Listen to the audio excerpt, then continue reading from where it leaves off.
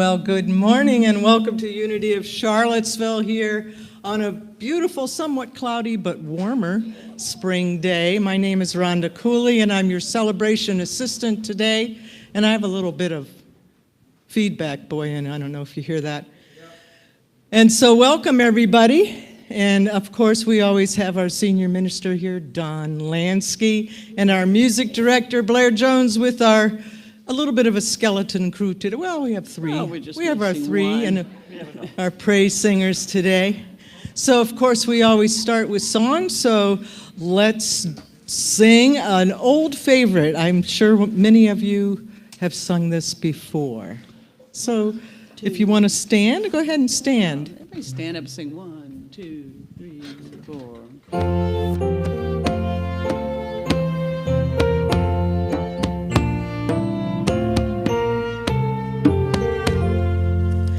For the beauty of the earth, for the glory of the skies, for the love which with our birth over and around us lies. Lord of all, to thee we raise this our hymn of grateful praise.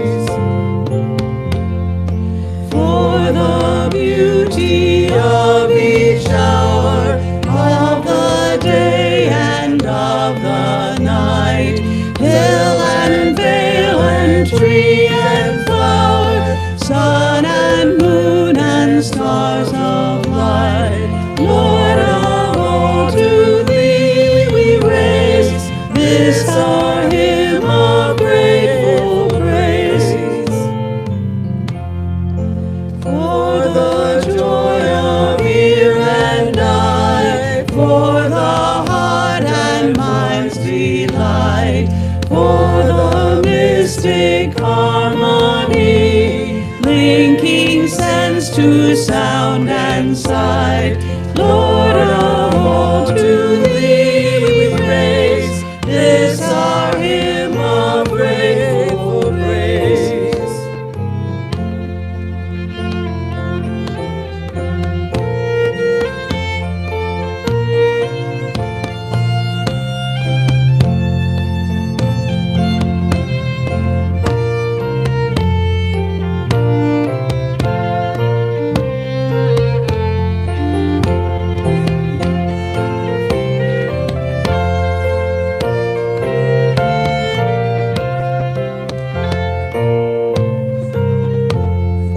For the joy of human love, brother, sister, parent, child, love we praise all things above, gentle, peaceful, calm, and mild. Lord of all, to thee we raise this our hymn of grateful praises.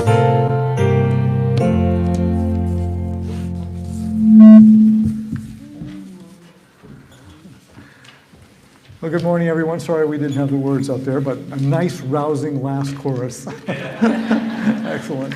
There's a lot of ring and feedback playing. So it's our tradition at Unity to begin with prayer, and I want to welcome everyone here. I want to welcome everybody who's online as well, and welcome our first-time guests as well. We have Steve and Judy here who are vanning around town. This is their 69th Unity Church that they visited.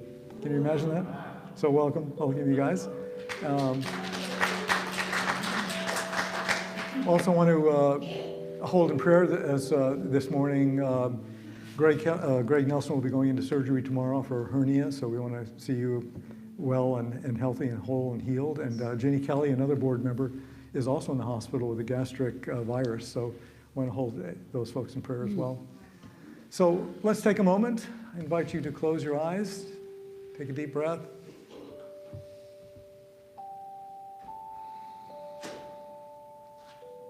This is the season of Passover, begins tomorrow. Earth Day is tomorrow. So much to be grateful for. So much.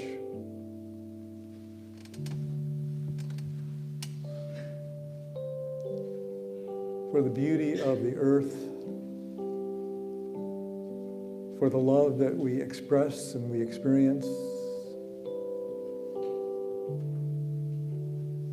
for all the blessings and all the learnings and all the growings and all the discoveries and all the uncoveries, for the gift of being on a spiritual journey, for the gift of making a difference in other people's lives and in our community.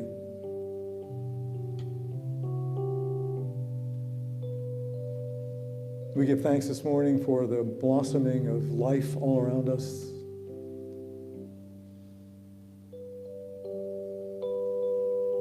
And we even give thanks for those situations and challenges that we face, obstructions that come along that teach us to grow, that help us to find learnings. And we give thanks for healing. I want to invite us to hold the folks I've mentioned, for Greg and for Ginny and anyone else that you have in your heart that is in need of healing this morning. Let us just send a gift of healing love. Let us see them as healed and whole in the mind of God.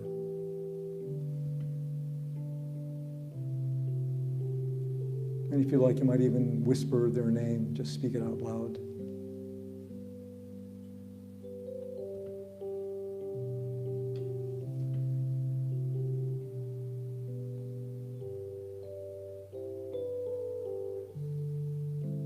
We affirm the light of God and the love of God enfolds us all. And with that, we send forth love to areas in our world that are in need of prayer and need of healing. Gaza and Israel, Ukraine, Russia, Sudan. Anywhere there's conflict this morning, let us hold forth a vision of peace.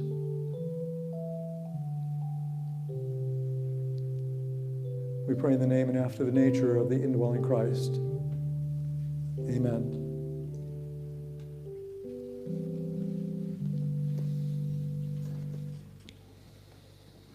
And let us conclude our prayer today with our statement of faith.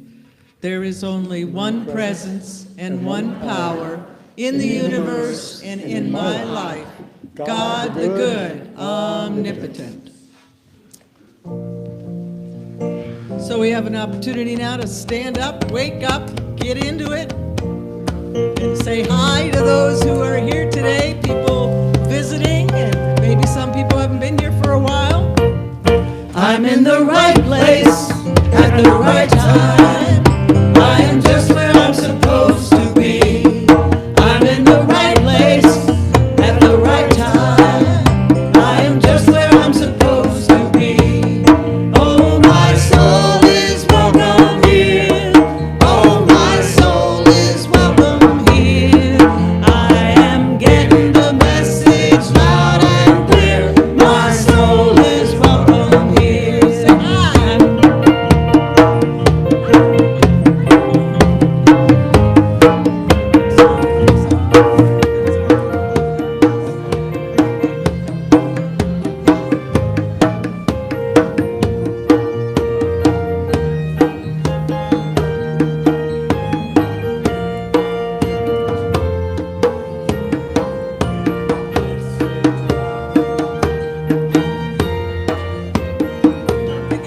I'm in the right place at the right time. I am just where I'm supposed to be. I'm in the right place at the right time. I am just where I'm supposed to be. Oh, my soul is welcome here. Oh, my soul is welcome here. I am getting the message loud and clear. My soul is welcome here. I am getting the message loud and clear. My soul is welcome here. Test.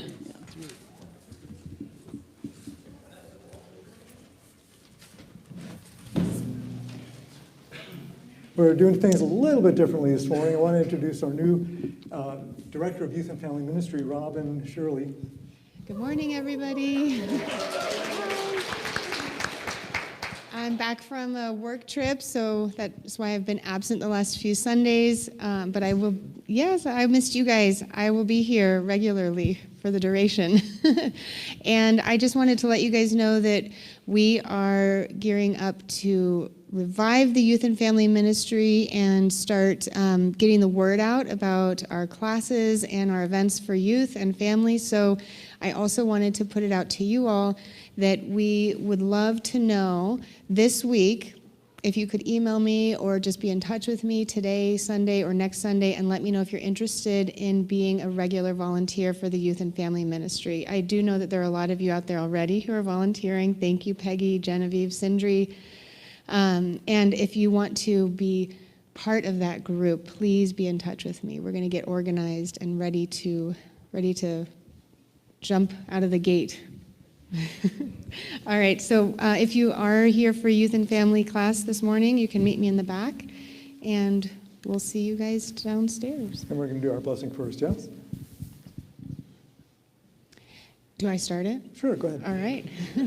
Children, Uniteens, YOUers, teachers and parents, you are loved, special, and important. Thanks, Robin.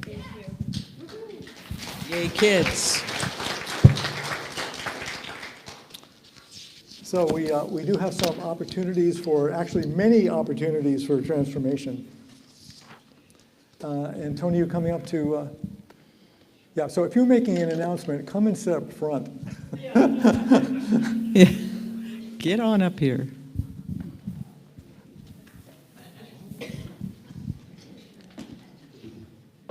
So today at the HUG meeting, we'd like to go into a lot more details about what the May 4th workday is going to be. So we're going to need some, besides people, which we hope you join us, we're going to need some tools and some supplies, and so we'll get into a lot more details about what needs to be done. And there's really a range of activities, so it's okay, you can do things that are kind of light and not really brawny, or there may be some things that take a little more muscles, so there'll be something for everyone. So if you can come to the HUG meeting, we'll get into a lot more detail. Amen, sister. All right, thank you, guys. Oh, and when you go downstairs today, look outside. The church has purchased some new picnic tables. The other ones sort of disintegrated into the universe. And Tony and Wayne put these together on Friday, so for you all. So just take a look at those. So thank you guys for doing that. This coming Wednesday at 7:15 on Zoom is the next Unity Basics class. That is what Unity teaches. So it's a required class for voting membership, but if you just want to learn about what Unity teaches, this is kind of a survey overview of that. And if you're new to Unity or just kind of want to learn about Unity, join us on Zoom. The link will be on the website and also on your weekly newsletter and also on my weekly video. And if you're not getting those things, there's a huge ring, Boyan. Yeah. If you're not getting those things, just call the office and we'll get you set up. And also this weekend, Thursday night, Friday night, and all day Saturday, we have Drupan Tingli Ningpo. He's a Tibetan Buddhist master, and he is going to be doing a retreat and teachings about the medicine Buddha. So if you're interested in Buddhism in any way, you can join us. That's open to the public and open to everybody. And as you know, we have a meditation garden. We have Michelle here to announce about that. Thank you. Yeah, I just want to remind everybody that next Sunday we're going to have our spring event. And this is really just to invite people out into the garden, to use the garden, and to offer meditation practice that we would love for you all to take part in.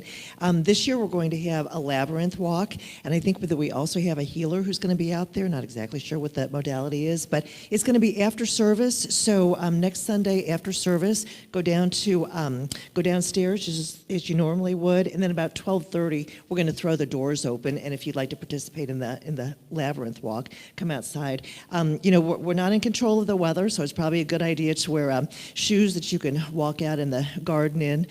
Probably not heels or anything, but please participate. Thank you. Thanks, Michelle. And Daniel Nahmod, you know, I think so far, Blair, we only have 10 people that are signed up to come to Daniel Nahmod. This is a tragic error.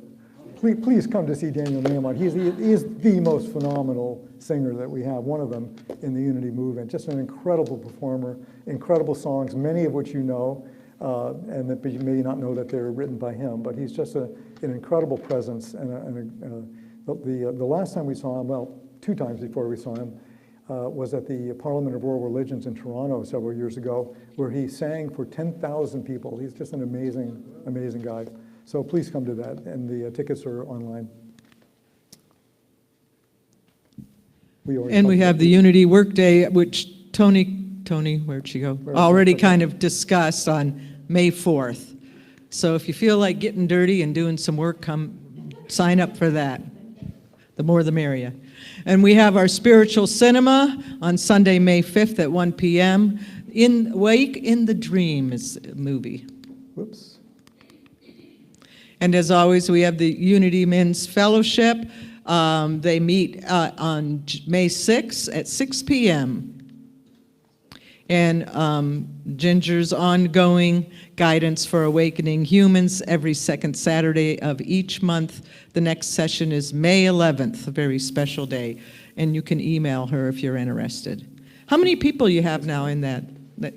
65 people every month. So it's not just a casual discussion. It's got some substance.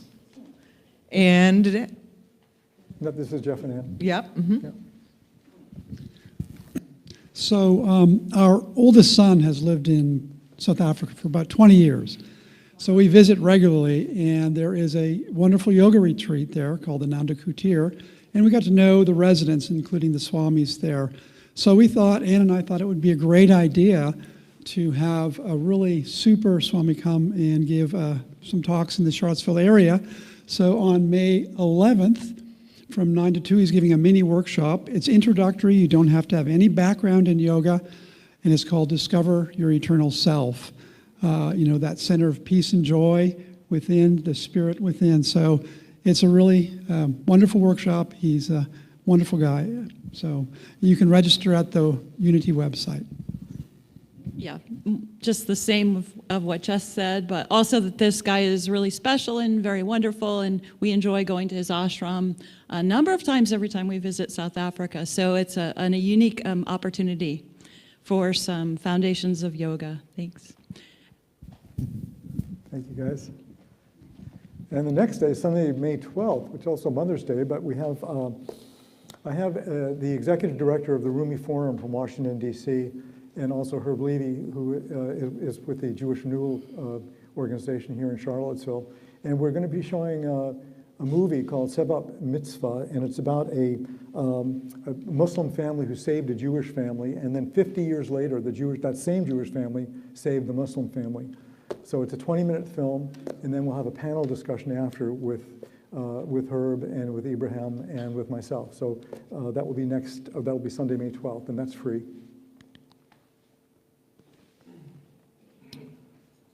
Janice's concert, June 16th now, rescheduled, and that is to pay down our mortgage, so you can purchase tickets online. And we have our artist show down in the Fellowship Hall. Go down and check it out. I think it's not just one artist, but a number of art. It's a bunch of different arts. What did you call it? An art salad. An art salad. So go down there and you can see all the genres of different types of art from different people. And our healing half hour is ongoing every Wednesday from 6:30 to 7 on Zoom.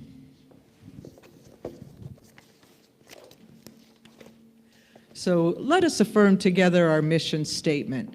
Together, Unity of Charlottesville empowers everyone to express their unique divinity, making a positive difference in the world.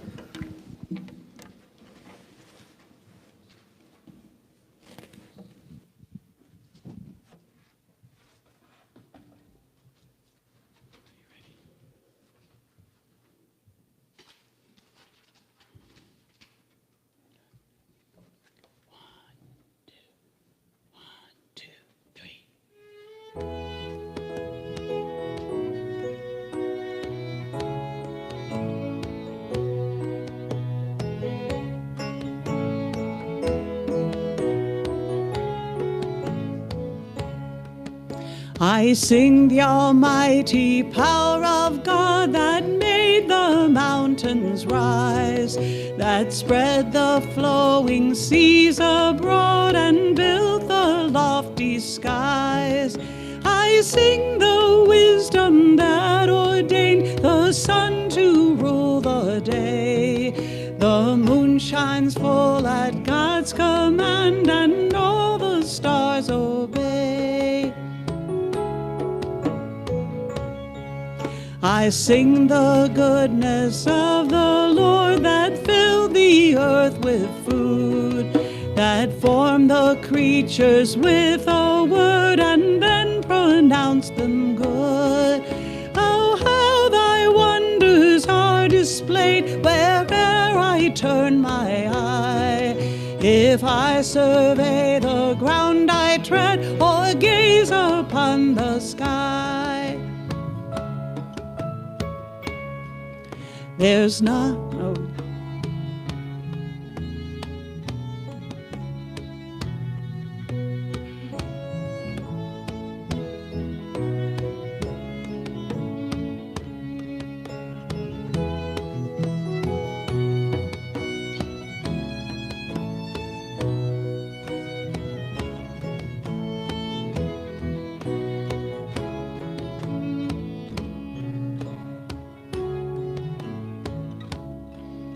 There's not a plant or flower below, but makes thy glories known. And clouds arise and tempests blow by order from thy throne.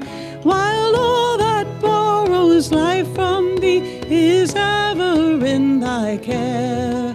And everywhere that I could be, Lord, thou art present there.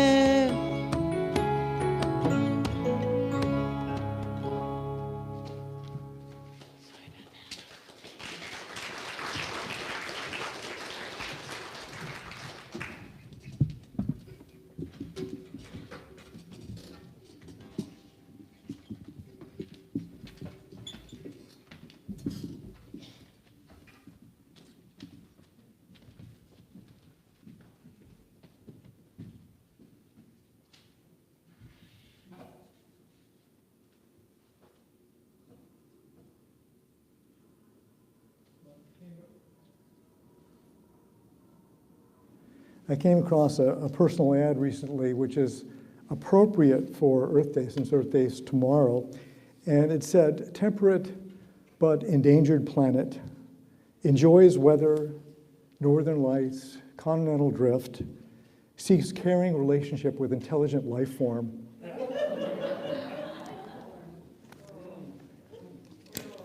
You know, the first Earth Day was in 1970 when I was still in college. And it was also the time of the first Whole Earth Catalog. Do you remember the Whole Earth Catalog?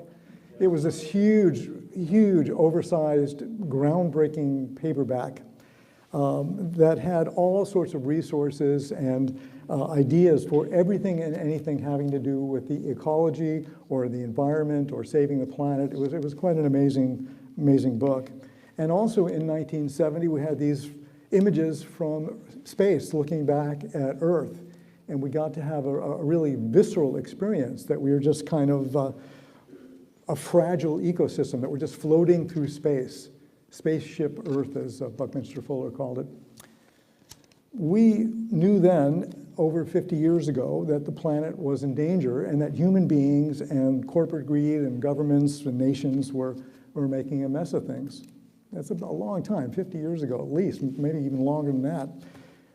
And the world and its power brokers seem to be ruled by the toddler's creed. Do you know the toddler's creed? The toddler's creed. If I want it, it's mine. If it looks like it's mine, it is mine. If I had it a little while ago, it's mine. If you can take it away from me, and I can take it away from you, it's mine. If we're building something together, all the pieces are mine. If I give it to you and change my mind later, it's mine. If it's ever been mine, it will never really belong to anybody else. And when I'm done with it, it's trash. That's the toddler's creed. So I remember in those days bringing my own bags to grocery stores, to save trees, and then letting that practice go for some reason or another. I think it was maybe just too hard to remember to do it, and not picking it up again until Whole Foods made it easy and practical and fashionable to do that, which I now do.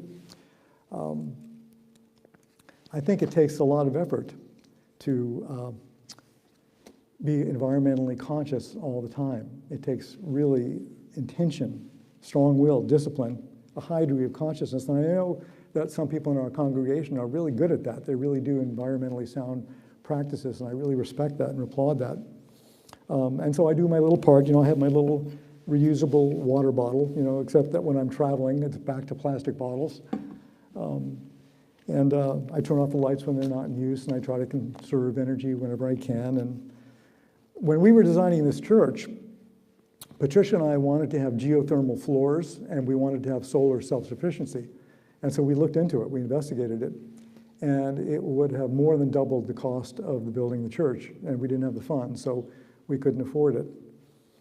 We even went to, how many of you know Bill McDonough, that know the name William McDonough? He's an environmental architect, internationally renowned architect who happens to live in Charlottesville. Well, Patricia and I found out that he had been to a New Thought conference and that he lived here. So we went to see him in his office downtown, which was an interesting experience because all of his chairs were edible. Truly. This guy, he was quite an amazing, he is still quite an amazing fellow. I mean, he's is the guy who put green roofs on the large car manufacturing places in Detroit, and he worked with Nike. Nike found out that when a sneaker hit the pavement, it was off-gassing. And so they gave it to Bill McDonough to figure out how to fix it, and which he did. So we were excited. We went to see him, and what we tried to do was to convince him to build our church for us, so that he would have a showcase here in Charlottesville, so that when people came around from around the world to look at his work, he could come and he could show us this church, right? And we didn't ask for it for free. We were going to pay him for it, but he politely declined. So we have what we have, right? This is what we have today. But these are times when spiritual people and true students, it's our responsibility to look at what is ours to do in the realm of and in relationship to our planet.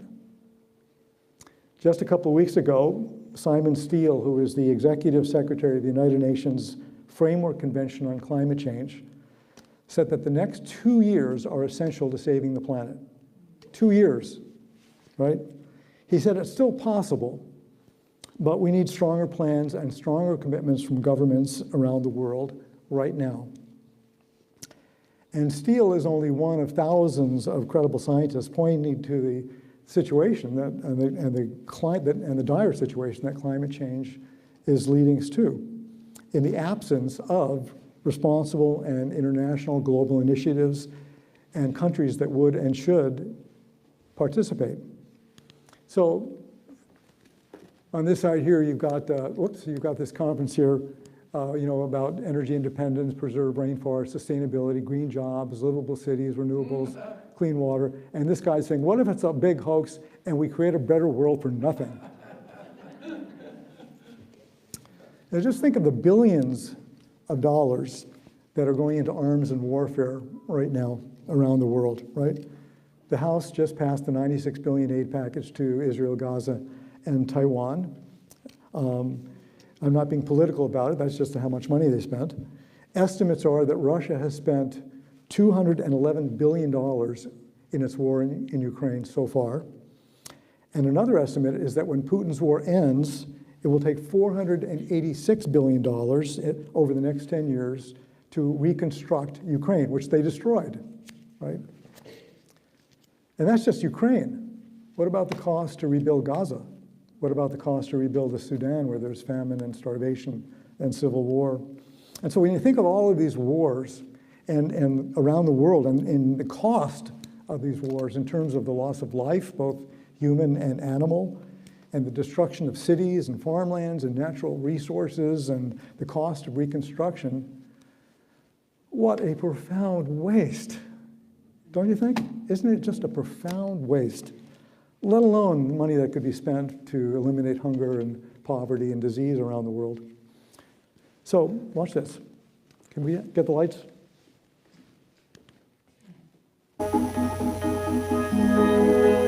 I am home. I give you comfort. I shelter your family. See me for who I am. Home, sweet home. I am your refuge. I am the floor that supports you, the foundation that keeps you steady, the walls that give you shelter, the roof that protects you. I am your home. If you don't take care of me,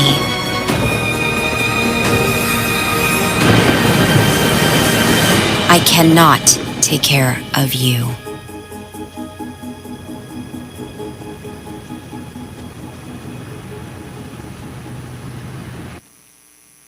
That's quite a sobering message that the earth doesn't need us.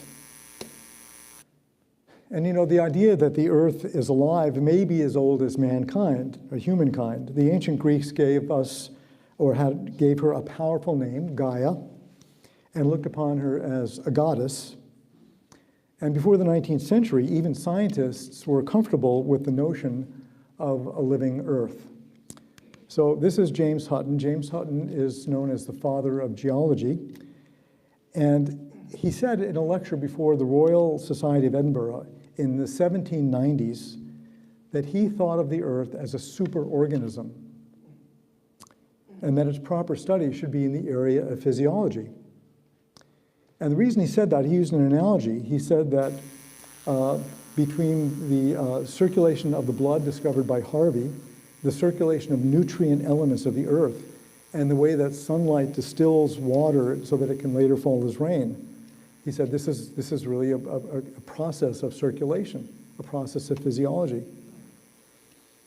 He also happens to be attributed with the fostering the idea of deep time.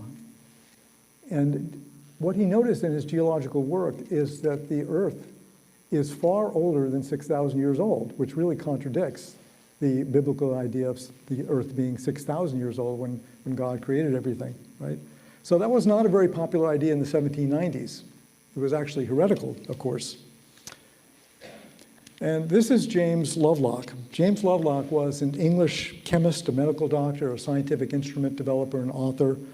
And he's best known for his creation of and promulgation of the Gaia hypothesis, which he developed in the 1970s. And Lovelock thought of the Earth also as a superorganism that operates to regulate its own environment, principally temperature, to keep the planet habitable for everyone. He never argued that the biosphere consciously anticipates environmental change, as some folks do.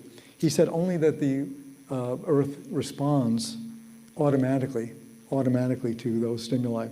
And as Gaia theory said, that living organisms on the planet interact with their surrounding inorganic environment to form a synergetic and self-regulating system that created and now maintains the climate and biochemical conditions that make life on Earth possible.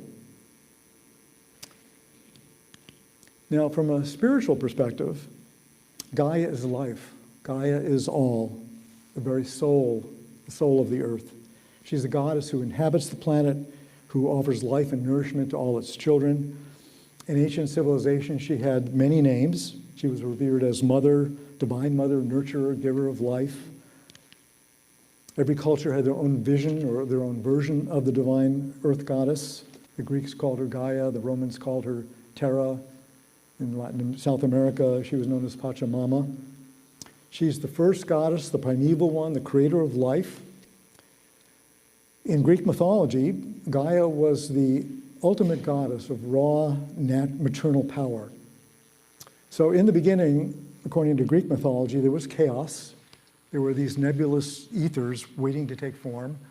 And the spirit of Gaia arrived to give structure to the formless, and then the earth was conceived. Gaia became the earth, bringing forth all form of landscape, plant, and creature. And though her vision and her creation was majestic, her solitude was great, and she longed for love. And so she created the sky, and then she mated with the sky, igniting a force which birthed forth countless offspring: time, the fates, the muses, the oceans, just to name a few. And so Gaia is considered to be the primeval mother of whom all gods and life itself descended. But as we all know, history is told by the victors. And the victors throughout history have primarily been men. So Gaia and the divine feminine faded from history, from power, until this time in human history, when there's a resurgence of interest in the divine feminine. Actually, Charles and Myrtle Fillmore, who co-founded Unity, talked about the divine feminine. That was part of their teaching, that the divine feminine was an aspect of God, the one God creator. So I want to show you another short video, if we could have the lights.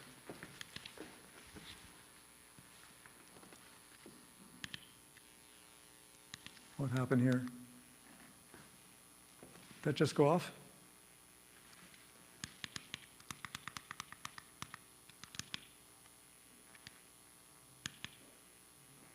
Uh-oh. Can you see that video? No. Oh, what happened to it?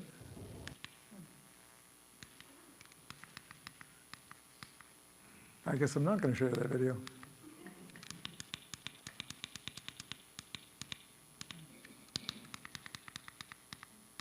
Sorry about that. I'm not going to show you that video. You can turn the lights back on. You sure that's not there? There's another one at 53. No, that's gone. Okay. I wanted to show you another video by the Conservation Organization. It was another one where the narrator, who's showing these beautiful visions of the Earth, says that the Earth doesn't need human beings. Human beings need us. And she was a little bit miffed about it. She came on a little bit stronger than that last one.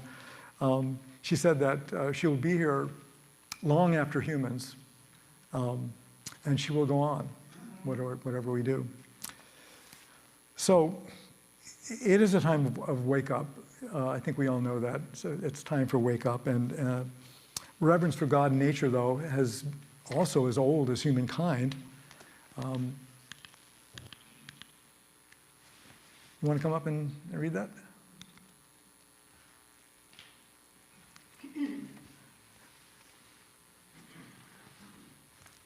Oh, let me do that.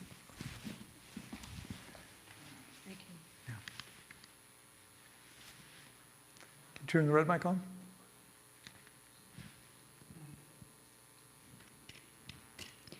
O Lord, our sovereign, how majestic is your name in all the earth. You have set your glory above the heavens. Out of the mouths of babes and infants you have founded a bulwark because of your foes, to silence the enemy and the avenger.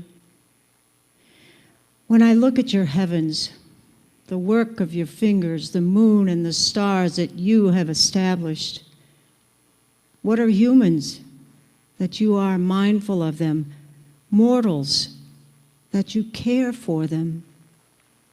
Yet you have made them a little lower than God and crowned them with glory and honor. You have given them dominion over the works of your hands. You have put all things under their feet, all sheep and oxen, and also the beasts of the field, the birds of the air and the fish of the sea, whatever passes along the paths of the seas. O Lord, our sovereign, how majestic is your name in all the earth. Thanks, Betsy. In the book of Genesis, the Bible says that humans are given domain over all living things. And with domain comes stewardship of the world and all that it comprises. Stewardship means taking care of. And so in the scripture, in the Hebrew Bible, in the book of Numbers, it says, "You shall not pollute the land in which you live, For blood pollutes the land, and no atonement can be made for the land for the blood that is shed in it, except by the blood of the one who shed it.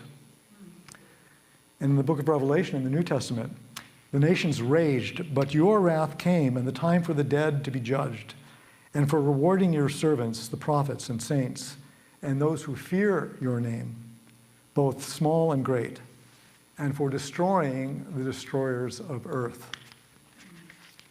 And here's one more from the book of Isaiah. The earth dries up and withers, the world languishes and withers, the heavens languish together with the earth. The earth lies polluted under its inhabitants, for they have transgressed laws, violated the statutes, broken the everlasting covenant. Which I read to mean that even in our own scriptures, there's an acknowledgement that we have a responsibility for the environment, which is rooted in a deep sense of spirituality. Recognizing our oneness with God, however you conceptualize God, and being in alignment with God's law. And indigenous peoples around the world have been inherently grounded in this awareness.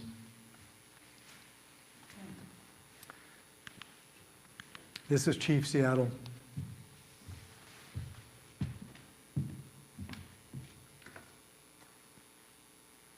We Need a mic.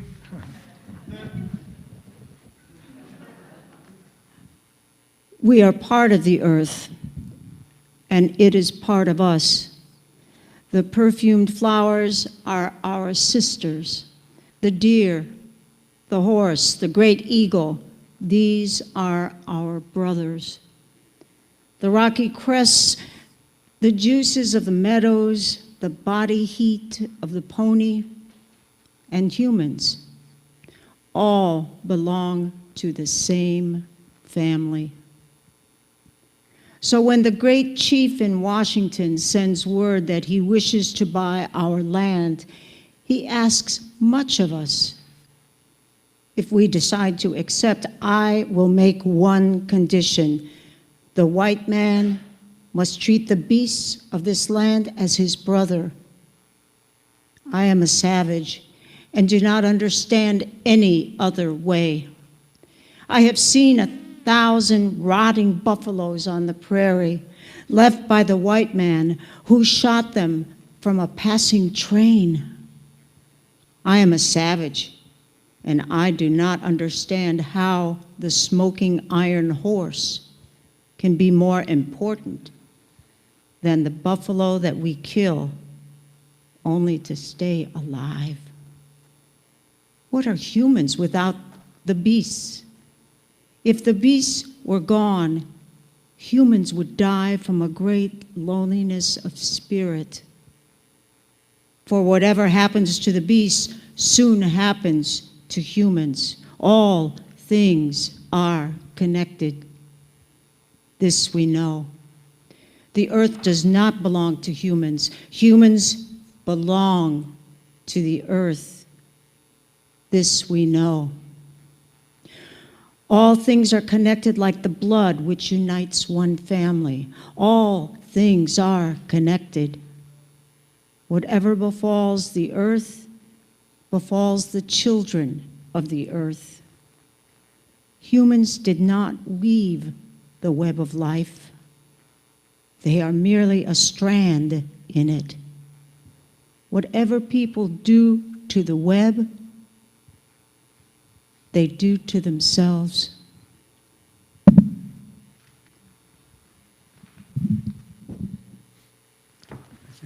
Thanks, Betsy.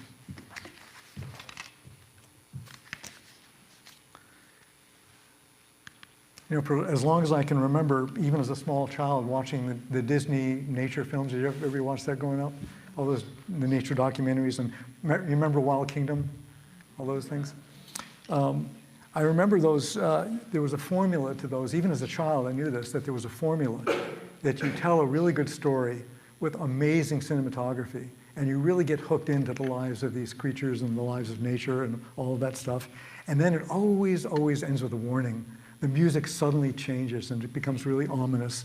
And the narrator comes on and says, but even now, humans are encroaching on this natural habitats, and soon these animals will be extinct if we don't do something. It was always that way, right? A long time ago. Human beings are aware and have been aware of this trajectory for a very long time.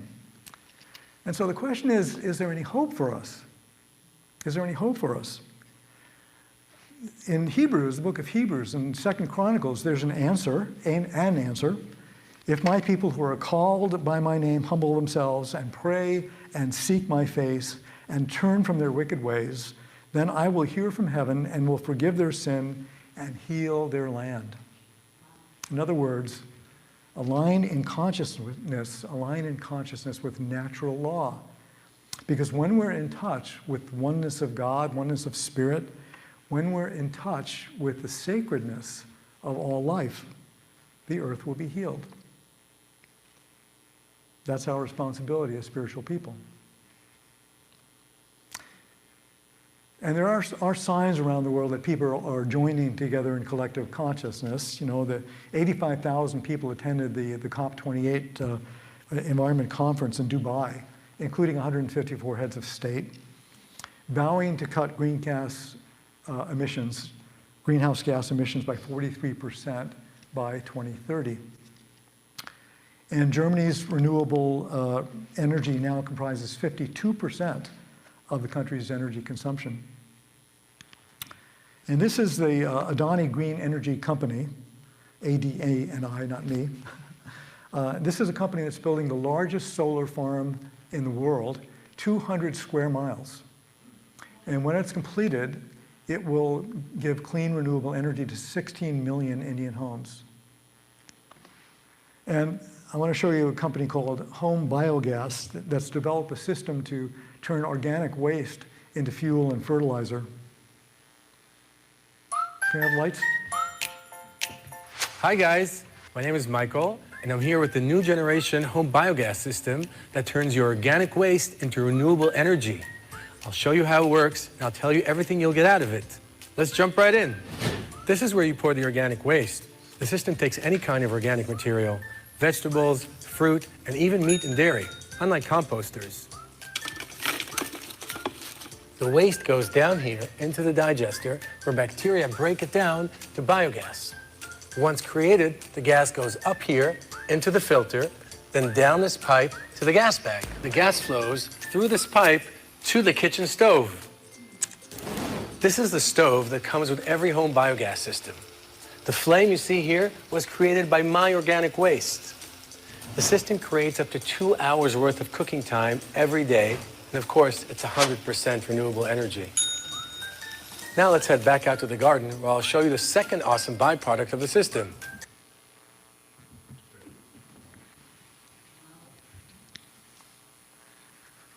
So there are millions of people around the world who are working on this stuff, you know, and that's the hope. That's our hope. Did you know that Unity Worldwide Ministries, which is our parent organization, we're members of the association called Unity Worldwide Ministries, and every Unity ministry is a member of that.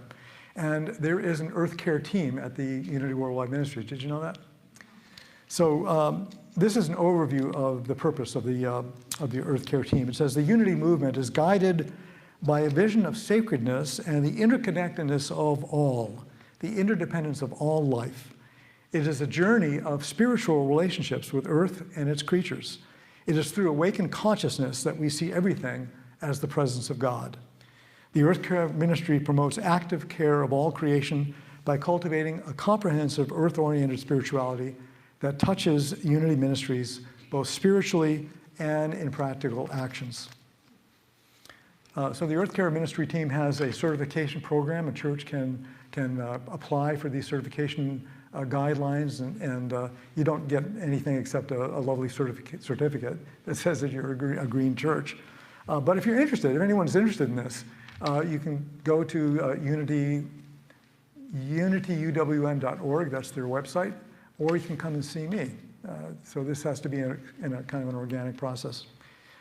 Meanwhile, Tony Bouchard and Wayne Thomas, members of your board of trustees, are pursuing grants for more energy efficient heating and cooling systems, and we'll also be looking into grants for solar energy in the future. So, how are you doing? I want to end with a prayer from an Ojibwe elder. I want to ask us just to hold this in our prayers as we go into our time of meditation. Grandfather, look at our brokenness. We know that in all creation, only the human family has strayed from the sacred way. We know that we are the ones who are divided, and we are the ones who must come back together to walk in the sacred way. Grandfather, Sacred One, teach us love, compassion, and honor, that we may heal the earth and heal each other.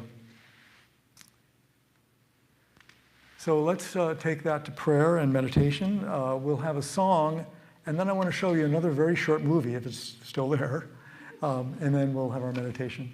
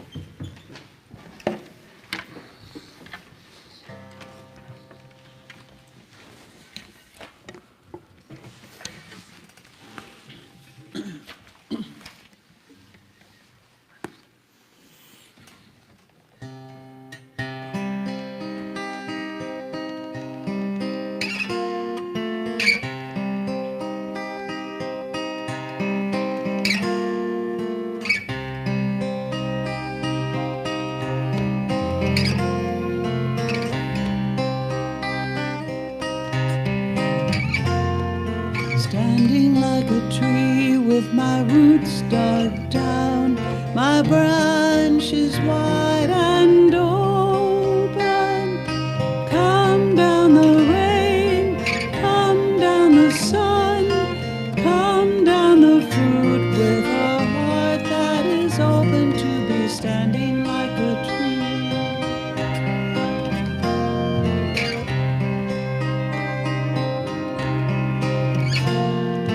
Standing like a tree with my roots dug down, my branches wide and open.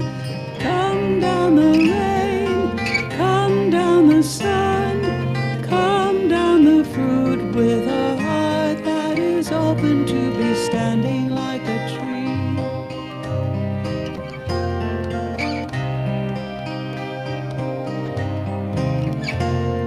Standing like a tree with my roots dug down, my branches wide and open. Come down the rain, come down the sun, come down the fruit with a heart that is open to be standing like a tree with my roots dug down, my branches wide and open.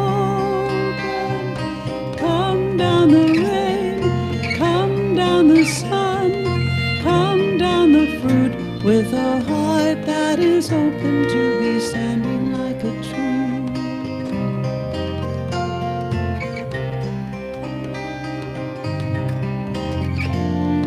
We are the flow, we are the web, we are the weavers, we are the web. We are the flow, we are the web, we are the weavers, we are the web. Standing like a tree with my roots dug down, my branches wide and we are the web. Come down the rain, come down the sun, come down the fruit with a heart that is open to be standing like a tree with my roots dug down, my branches wide and open. Come down the rain, come down the sun, come down the fruit with a heart that is open to be standing like a tree. Standing like a tree. standing like a tree,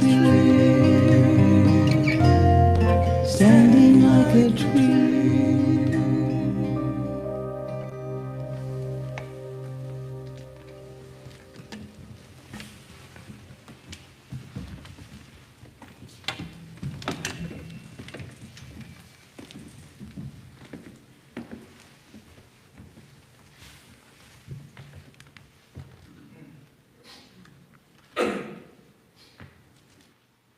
Sound, please.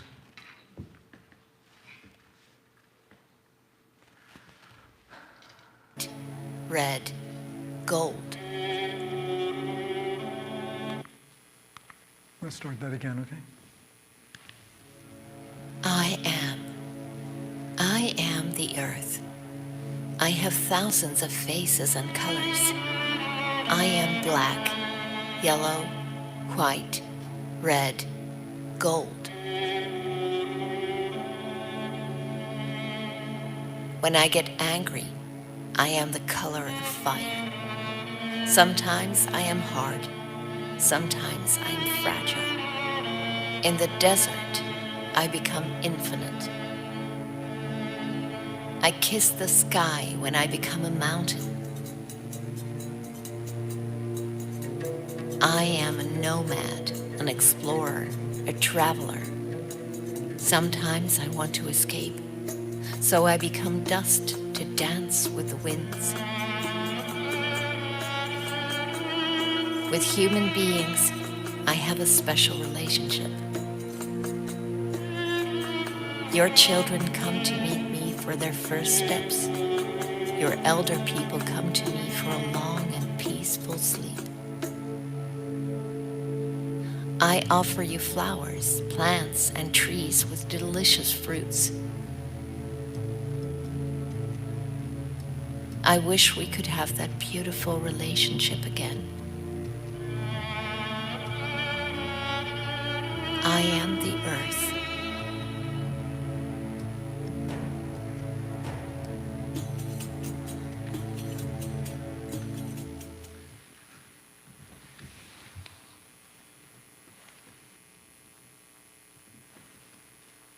So I'll invite us to close your eyes if you haven't already done so.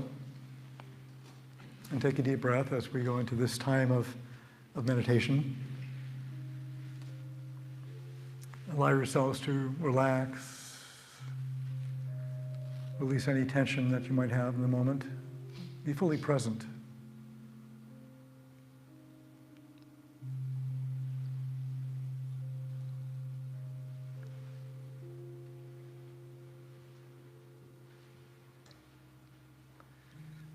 And I want to invite us to ask some questions to ourselves this morning, not out of blame or shame or despair, but just simply questions.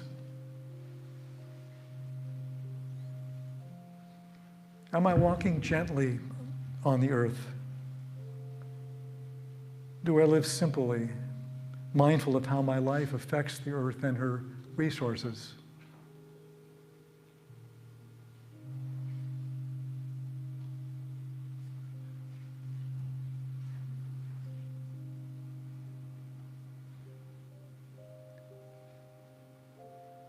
Do I honor the life of all living things, the order of nature, the wildness of wilderness, the riches of the created world?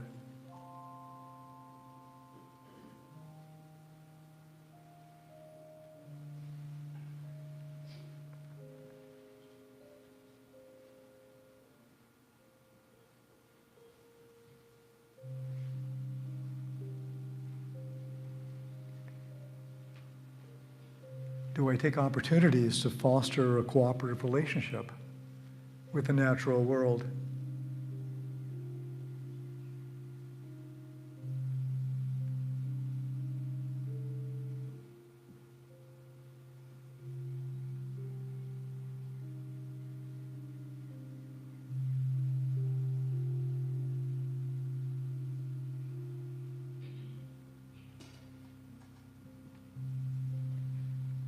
What am I doing to teach children and adults and members of our larger community to cherish each strand of the intricate web of life?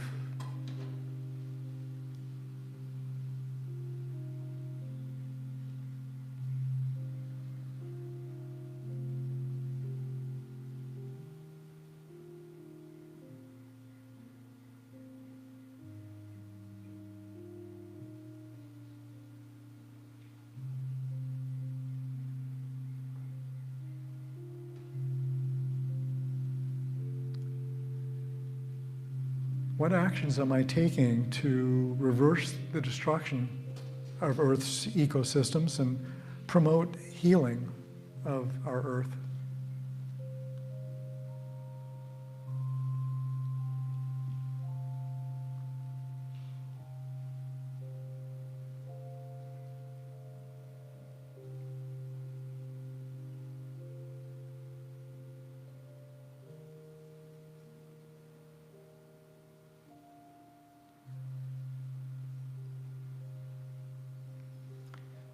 And how am I choosing to strengthen my physical and mental and spiritual life and avoid doing harm to any other living beings?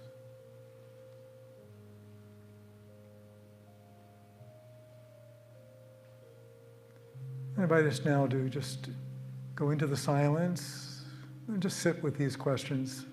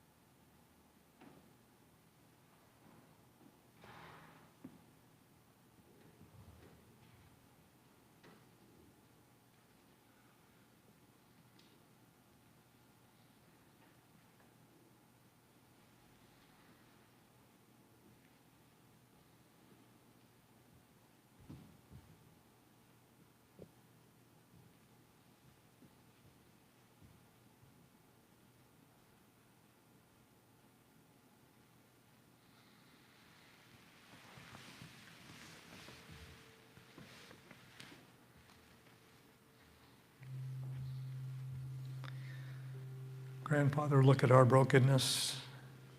We know that in all creation, only the human family has strayed from the sacred way. We know that we are the ones who are divided, and we are the ones who must come back together to walk in the sacred way. Grandfather, grandmother, sacred ones, teach us to love, teach us compassion and honor, that we may heal the earth and heal each other. Amen.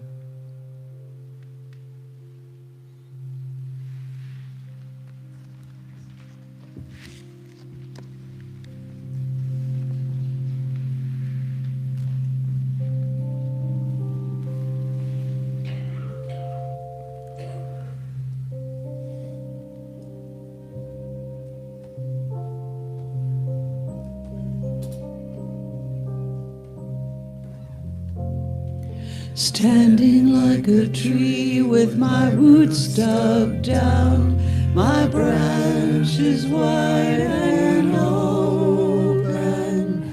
Come down the rain, come down the sun, come down the fruit with a heart that is open to be standing like a tree. Standing like a tree, standing like a tree. standing like a tree.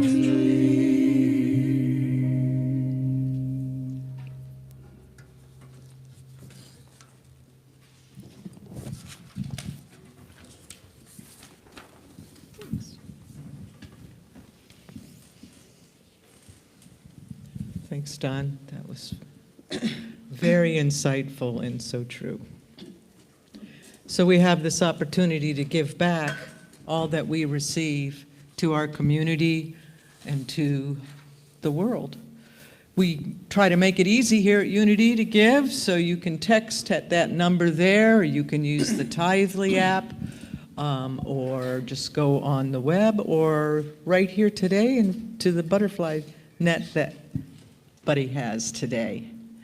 And we always want to make sure we recognize anybody who's here for the first time. If you want to just maybe raise your hand, we can just acknowledge you and welcome you here. I guess there are a couple from North Carolina, Unity people. Welcome. And anybody else? Great, thanks. Glad to see you today. Make sure you say hi to Reverend Don. And so we hold those gifts in our hearts and our hands, and let's bless them today with our blessing. Before we do that, oh, we have, okay.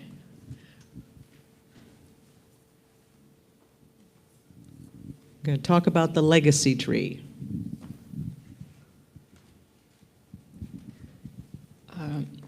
So this has been one of those years that have kind of brought home to me a chance to look at my own mortality. 2 people in my family have died in 2024, and both were younger than me. And it prompted me to look at my estate planning, where I have left money in my will, and in kind of doing that, in doing that, I really wanted to, I recognized how important this sacred community that we have, and I really wanted to honor it. And in thinking about it, I was thinking, you know, I'm sort of late to the party. There's been a lot of people who have given of their time and their vision and their really leaps of faith and persistence. I think about buddies telling me stories about the traveling church going to other churches and the Omni Hotel to have services, and Carolyn, you telling me the story of looking for land and finding the land that we now have it on, and the leap of faith it took to build the building and take out a big mortgage, of which we've paid down a huge amount. And I think what I'm wanting to leave to Unity is just another chance to add to that legacy so that it can continue in the future, because it is a really wonderful spiritual family that we have, and that it would do me, I would feel wonderful about having us be able to live our mission to be a powerful force for good in the world into the future.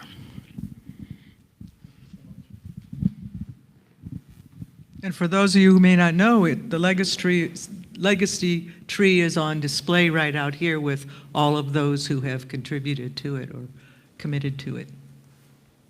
So now let us bless our tithes and offerings together. Divine love as me blesses and multiplies all that I have, all that I give, and all that I receive.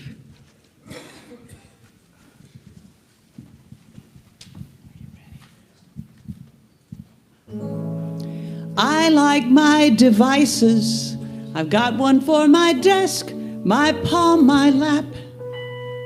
iPhone, tablet, watch, and Fitbit. Anything that takes an app. But I trade them in a jiffy to be where reception's always iffy. Up there where there's no bars, no cars, just moon and stars out in the open air. Well, my boots were made for hiking, and I've got 100 happy haunts. I adore the fauna and flora. Nature never disappoints. She's a loving mother, and she makes me happy like no other. Everywhere I turn my gaze, I'm just amazed. When I'm in the open air, I see it in your eyes. You're thinking you'd like to go there too. So grab your pack and head out. I doubt that mountain's gonna come to you. Some folks love the movies. Vicarious romance is what they crave. Some folks burn the midnight oil, gaming in a basement cave. I guess I'm claustrophobic. I gotta have a life that's more aerobic. So I'll see you later, Gator, so long I'm gone. Follow me if you dare, out into the open air.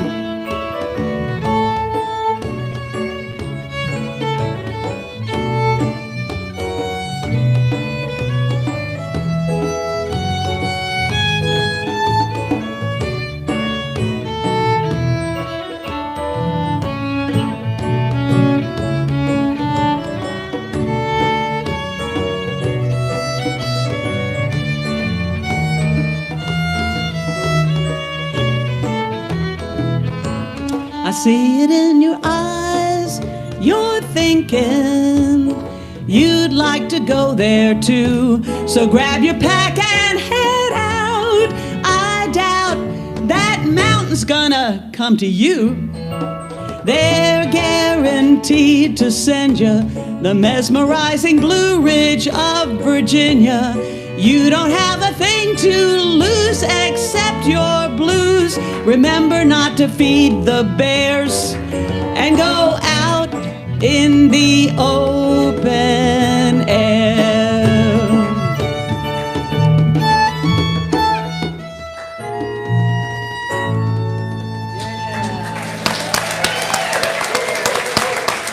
Remember, take only photos and leave only footprints on the path. And don't litter. Well, let's give great thanks for all the gifts given today. We see them going out and doing great works.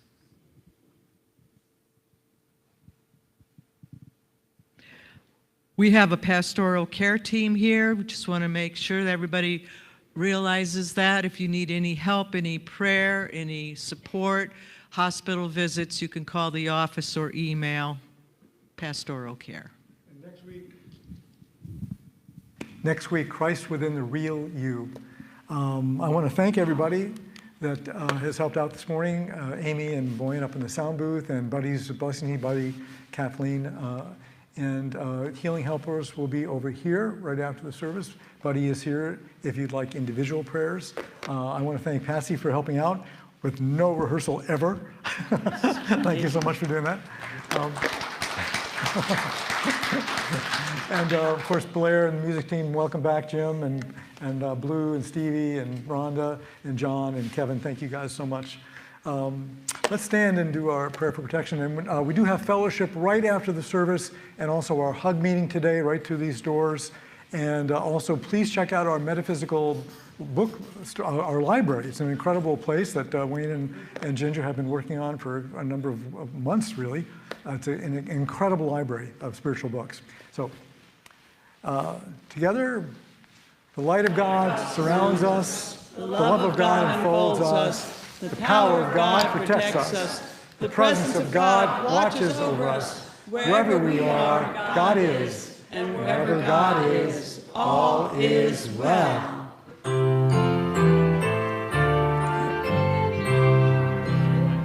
Let there be peace on earth, and let it begin with me.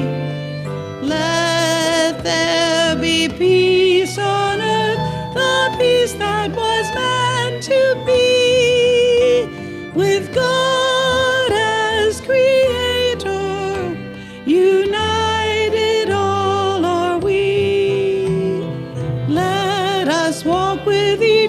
together in perfect harmony. Let peace begin with me. Let this be the moment now. With every step I take, let this be my joyous vow. To take each moment and live each moment in peace eternally. Let there be peace on earth, and let it begin with me.